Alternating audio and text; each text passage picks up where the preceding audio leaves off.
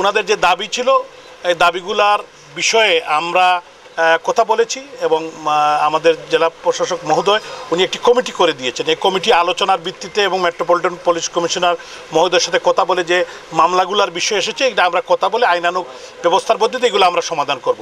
কারণ শ্রমিক, মালিক, সিলেটের মানুষ, আমি মেয়র, আমাদের কমিশনার, জেলা প্রশাসক, সরকার সবই তো আমরা আমাদের দেশটা তো আমরা, সিলেটও আমাদের, পতাকা আমাদের, মানচিত্র আমাদের।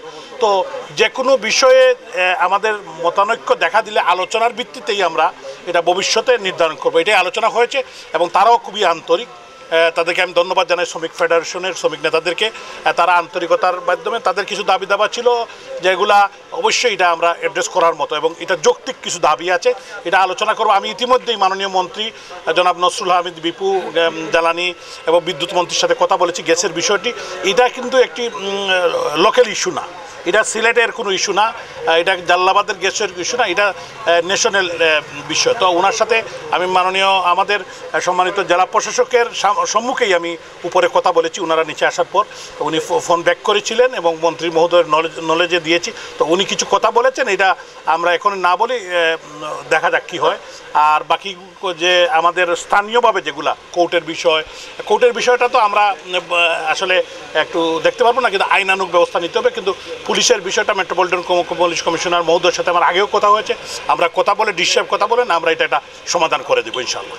শ্রমিকরা যেটা অভিযোগ করছেন এই বিষয়গুলো নিয়ে একাধিকবার এর আগেও আপনাদের কাছে ধর্ণা দিয়েছেন, কিন্তু সমাধান আসেনি।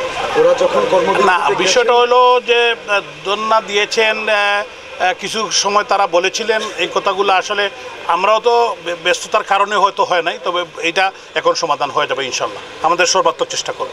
আমরা দেখেন এখানে দীর্ঘ সময় আলোচনা হয়েছে, মাননীয় মেয়র মহোদয় ছিলেন, জেলা প্রশাসক মহোদয় বিষয়ে বিস্তারিত আলোচনা করেছেন। আর যে গ্যাস সংকট যেটা জালালাবাদ গ্যাসের এখানে ছিল, তারা অলরেডি গতকালকে থেকে সকল সিএনজি ফিলিং স্টেশন খুলে দিয়েছেন এবং আমাদেরকে আশ্বস্ত করেছেন মাহে রমজান মাস কোনো অবস্থাতেই গ্যাস সংকট হবে না এবং পরবর্তী সময়েও স্থায়ীভাবে এই গ্যাস সংকট যাতে না হয় এই বিষয়ে আমাদেরকে একটা কমিটি করে দিয়েছেন এবং জ্বালানি মন্ত্রী মহোদয়ের সাথেও বিষয় নিয়ে কথা হয়েছে।